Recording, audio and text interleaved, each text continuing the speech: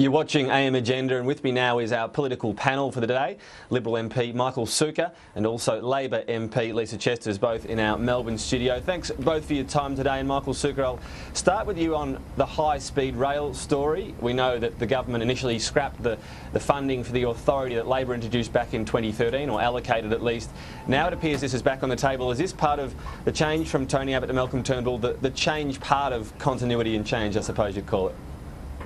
Well, hi Tom. Look, it's really indicative of the Prime Minister's very, very ambitious goals for infrastructure right around the country. I mean, we saw on Friday an outstanding infrastructure announcement for Victoria, getting a whole lot of projects started, including our recommitment to the East-West Link. But more broadly, today's reports highlight the key point that the Prime Minister's been making, that in order to bridge the infrastructure deficit that, quite frankly, has stretched back for decades, we need to find new and innovative ways to fund that infrastructure. The days of government just providing direct grants to build infrastructure will have to continue, of course, but won't be able to bridge the infrastructure gap on its own. So the idea of value capture... Yeah, and just to jump in on value capturing, obviously we're talking about bondholders maybe getting a slice of increased land tax, stamp duty and so on. Would a first principle here, Michael Sukkar, be that those taxes are not going to go up? There might be bigger revenue, but there's no percentage that's going to increase here? Well, the easiest way to think about it, Tom, is that to date, governments have not been good on behalf of taxpayers in capturing that value. In fact, that value's been captured and pocketed by the private sector. What we're saying is actually taxpayers deserve a portion of that value that's created through new infrastructure. So we're here fighting on behalf of taxpayers ultimately, and in the course of doing that, capturing that value, which will just mean we'll be able to roll out more infrastructure.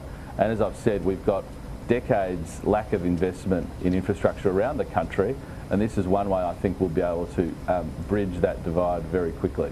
Okay. Lisa Chesters, I'd like to get your thoughts on value capturing. The principle, I suppose, because Labor put aside, I think, $54 million for the authority on this project, not quite the $114 billion that might be needed to actually build the thing. No, and that was an initial down payment. Like, it's actually quite interesting. The Prime Minister chose today to talk about this issue.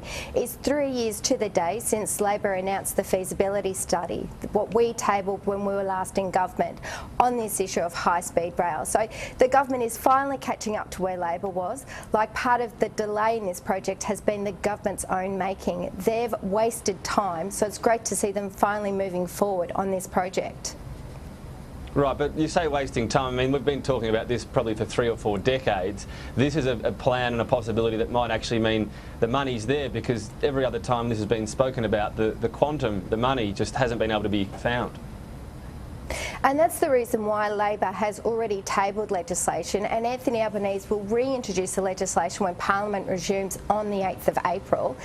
What Labor set up was a way in which to start to do the calculations. I always get a little bit nervous when we start to talk about land tax and land value. I'm sure that all the people in their homes today are a little bit worried. This government doesn't have a great track record when it comes to tax and taxation policy. So I'm waiting to see what the detail is.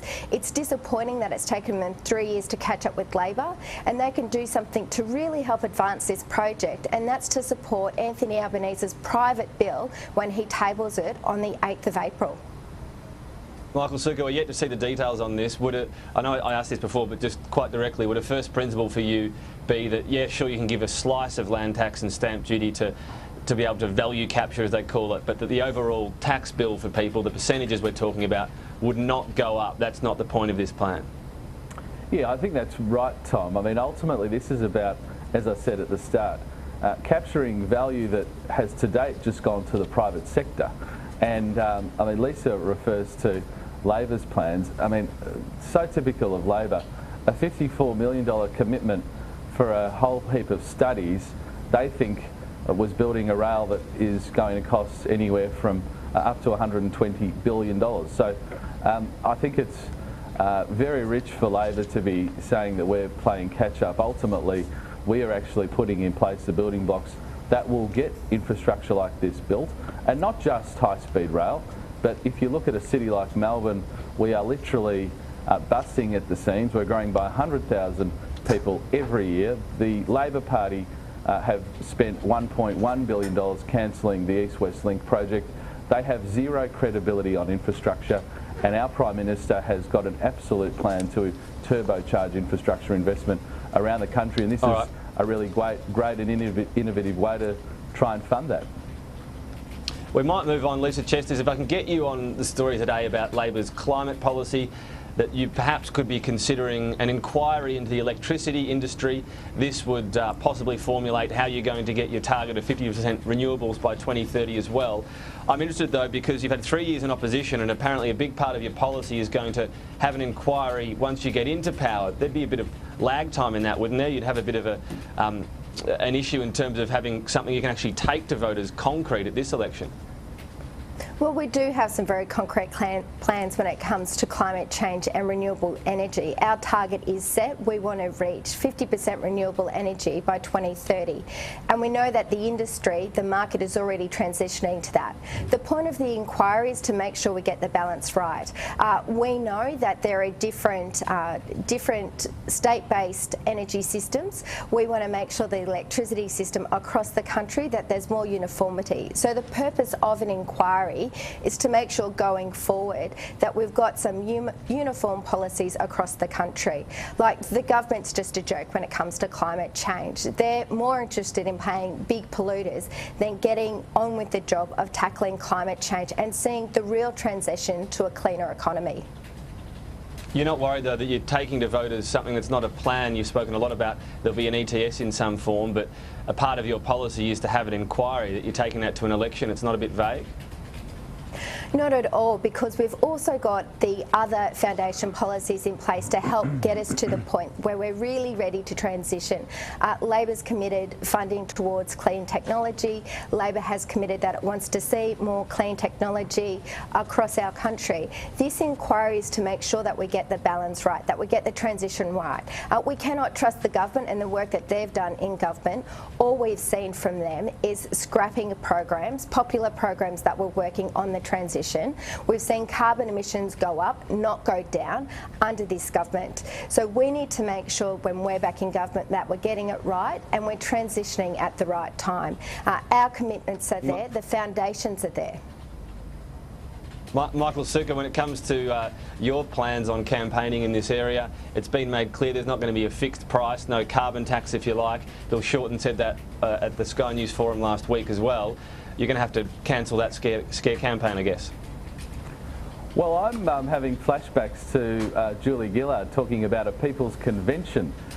It sounds awfully similar, and ultimately I think we're seeing an unreconstructed Labor Party here. If there's one thing that came out of the 2013 election, it was the Australian public repudiating Labor's electricity tax. They've already spoken about bringing back the carbon tax, and now they want an inquiry into electricity, which I think is just code for ultimately pushing up electricity the productivity prices. Commission's, but the Productivity Commission's got a bit more credibility, doesn't it, than the random voters, I think, that were going to be put together by Julia Gillard. Well, the Productivity Commission's got a lot more credibility than the Labor Party on this issue, but we are ultimately seeing over public pronouncements for many years now, a Labor Party that has not learnt from the last election. They are determined to bring back the carbon tax. They are determined to push up electricity prices. And I mean, if there's one thing that came out of that election, it was the absolute rejection of electricity-based taxes that Labor is so determined to bring back. And that's just where it's really disappointing. And that's just really disappointing of the member to say, because electricity prices under this government have gone up. This government promised consumers of electricity that they'd save $550 a year. That had been in their back pocket because they abolished the price on carbon.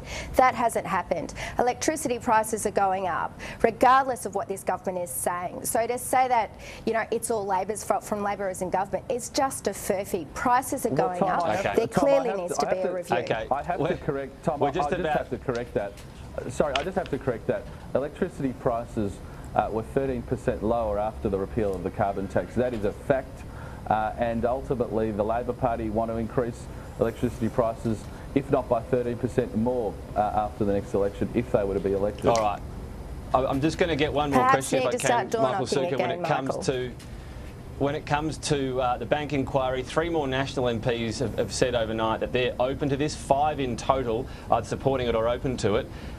Is there going to be the old-fashioned backbench revolt on this, and people do want to look into the banks from your side of politics?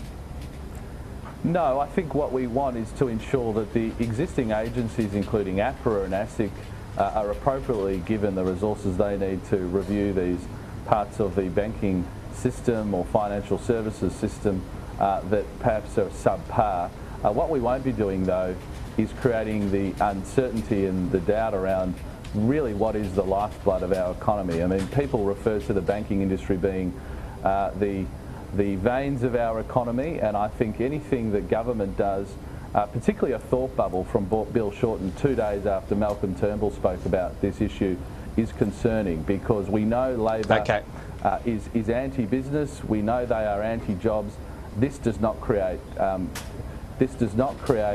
environment of job creation in our economy. All right. Constantly talking down our business and banking industries. We are right out of time. Michael Sukkar and Lisa Chesters, thanks for your time today in the program. Thanks, Tom. Thanks, Lisa.